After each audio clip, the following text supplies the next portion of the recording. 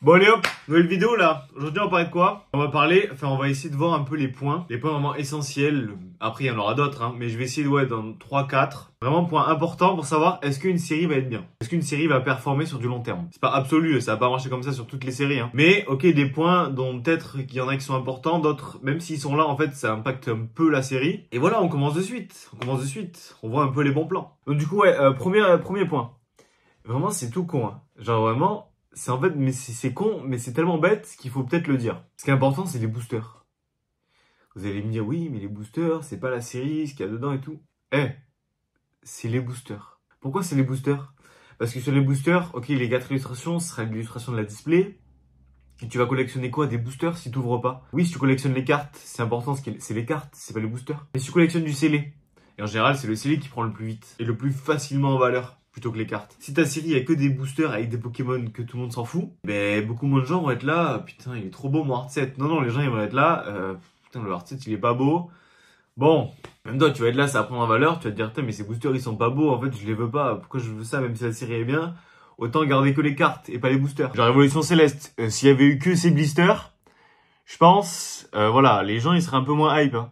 Ou s'ils avaient eu peut-être Duralugon, y a qui d'autre? Pyrax, Décéliandre et Miasmax, là je pense la série elle coterait un peu moins. Hein. Vous savez que la série peut-être elle peut être nulle. Bon là en l'occurrence c'est pas le cas. Hein. Mais on peut avoir une série nulle et si les boosters sont bien, peut-être que la série va coûter un peu plus. Du coup la display sera jolie, le art set sera beau. Et ça aussi c'est important, c'est pas le truc le plus primordial, ok je suis d'accord. Mais je pense que c'est un petit paramètre qui rentre en compte. Ensuite deuxième point, là ça va être un point un peu disclaimer. Ça va pas être le point pourquoi la série est bien. Ça va être un point... Ok, il y a ça dans la série, mais ça peut ne pas impacter la série en fait. Et là, je repars sur Révolution Céleste. Pourquoi je prends Révolution Céleste? Parce qu'en vrai, c'est un peu la meilleure série du bloc épée et bouclier. C'est la plus belle série, il y a les plus belles cartes dedans. C'est pas parce qu'il y a les plus belles cartes qu'il y a que les plus belles cartes dedans. Il y a plein de cartes qui sont à chier dedans. Bon, normalement, je vais me décaler un peu, peut-être je le mettrai là. Ou là, on verra bien. En plus, il y a un mec qui m'a dit, ouais, la vidéo elle est bien, ça aurait pu être mieux s'il y avait les images et tout. Tu vois, là c'est le genre de commentaire qui me plaît. C'est vraiment le mec qui est là et te dit, bon... C'est bien, mais améliore ça, tu vois. C'est pas un rageux qui te dit non. Donc du coup, on l'écoute. On s'améliore grâce à ces gens-là. Donc ouais, ok, normalement, il y aura les images. Par exemple, qu'est-ce qui n'est pas beau? En fait, il y a plein de cartes qui sont pas belles. Déjà, le Décéliandre V, Décéliandre V Max. Je vais pas toutes les faire. Hein. Galvagon V ou V Max, c'est pas super beau, quoi. Charmina, bon. Lougarok, voilà, moyen. Il y a plein de cartes. Après, là, c'est les V. Après, si je passe sur les ultras... Duralugon V Max, Miasmax V Full Art, Duralugon V Full Art. Après les dresseurs, genre il y en a pas mal qui s'en foutent. Il y a plein de Rainbow, les Rainbow ça c'est pas les cartes les plus kiffées du TCG. Enfin il y a beaucoup de Gold, les Gold en général on s'en fiche un peu, à moins que ce soit un Pokémon. Mais ouais en fait il y a vraiment, c'est peut-être la meilleure série du bloc. Mais il y a vraiment beaucoup de cartes qui sont vraiment poubelles. Il y a vraiment beaucoup de cartes qui sont vraiment pas jolies. Et c'est pas pour autant que la série est nulle. Juste, il y a des cartes qui sont nulles, et ben elle est dans la série, c'est pas grave. Ouais, du coup, ce deuxième point, en fait, c'est pas parce qu'il y a des cartes qui sont moyennes dans la série que la série va être nulle. Il faut regarder l'ensemble de la série, ok? Ensuite, troisième point. Je pense que c'est un des plus importants. C'est que les Pokémon dedans soient appréciés. Soient appréciés et surtout qu'ils vous plaisent. En général, quand on prend Noctali, quand on prend Rayquaza, il y a peu de gens qui kiffent pas ces Pokémon. Vraiment, c'est des Pokémon pas mal hype.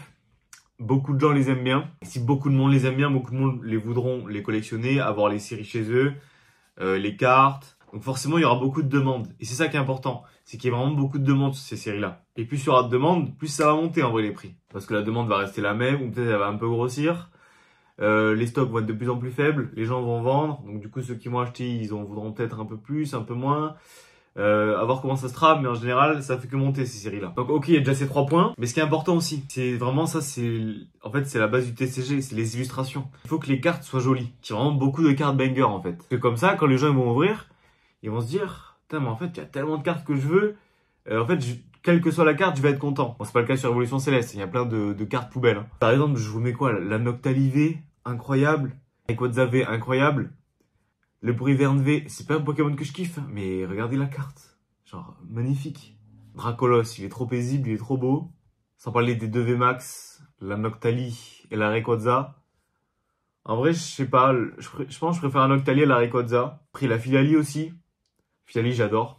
Filali, je trouve que c'est mes 2 préférés. Je les préfère à la Noctali, même si la Noctali est vraiment magnifique. Je sais pas, la Philalie, je sais pas, il y a un truc qui se dégage. La carte est plus innocente que la Noctali, elle est... Je sais pas, elle est différente. Du coup, ok, un dernier point. Et je pense qu'il y a d'autres points, mais là, c'est un peu les points principaux. Ok, on va pas faire une vidéo de 4 heures sur comment savoir si une série est bonne. Là, je vous donne un peu les points principaux et après, c'est à vous de faire vos recherches. Est-ce que la série est beaucoup imprimée? Pourquoi? Pourquoi? Parce qu'en fait, la série peut être nulle. Elle peut ne pas cocher tous les points là. Elle peut cocher même aucun point. Par exemple, booster moche, que des cartes nulles, illustration pas belle, Pokémon pas apprécié. On peut avoir tout ça. Mais si la série est rare, il y a peu d'impressions sur cette série, elle va forcément coter.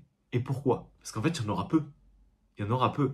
Et si vous la voulez, eh bien, il faudra mettre le prix. Si en plus la série est nulle, peu de gens l'auront gardée. Si peu de gens l'ont gardée et qu'elle était rare, ça veut dire qu'encore moins de gens l'ont gardée que d'habitude. Ou peut-être les séries nulles, en général, les gens, ils les gardent pas, ils les ouvrent. Ils se font plaisir, ils se disent, bon, ok, la série, voilà, j'ouvre. Soit ils ouvrent, soit ils les achètent pas. Donc ça va être encore plus rare que d'habitude. Et en fait, ça va pas être au début, ça va pas être la première, deuxième année, ça va peut-être la troisième, quatrième année, les gens vont se dire, putain, mais cette série, en fait, finalement, je la vois nulle part. Et ils vont commencer à se renseigner un peu, et ils vont voir qu'il n'y en a pas vraiment beaucoup. Du coup, ils vont commencer à acheter en masse. Les gens, ils vont se dire, putain, mais ça se vend bien.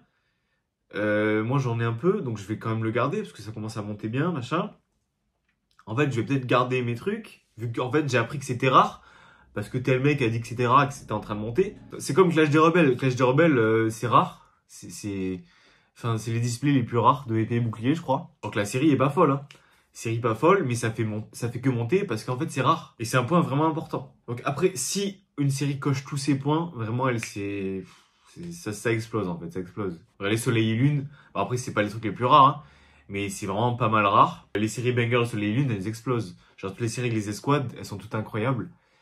Et c'est des séries qui sont dures à choper, quoi. C'était vraiment avant la hype, peu de gens gardaient scellés. Pour choper des displays, même des demi-displays, genre c'est compliqué juste à trouver. Donc ouais, si la série a été peu produite et que vous voyez que les gens ils la boudent un peu, qu'ils la gardent pas trop en scellé, souvent il y a un truc à faire derrière ça. Bon, j'espère que la vidéo vous aura plu.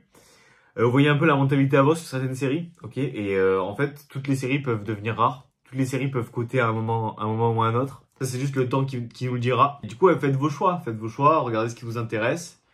Et collectionnez ce qui vous plaît aussi, c'est intéressant. C'est ça le mieux en fait. C'est vous prenez les trucs, ça vous plaît. Et voilà, on fait sa collection comme ça et on s'agrandit et on se développe. Bon, du coup, n'oubliez pas de vous abonner, de liker, de commenter, de partager, ça me fait grave plaisir. Et ouais, objectif 100 abonnés d'ici le 25. Je sais pas quand cette vidéo sortira, ce sera peut-être proche du 25. Mais là, en vrai, là, je vais enchaîner les vidéos là. Ça va être une vidéo par jour. Parce que voilà, on a un objectif et on s'améliore. Même si on l'atteint pas, on aura tout donné. Allez, ciao!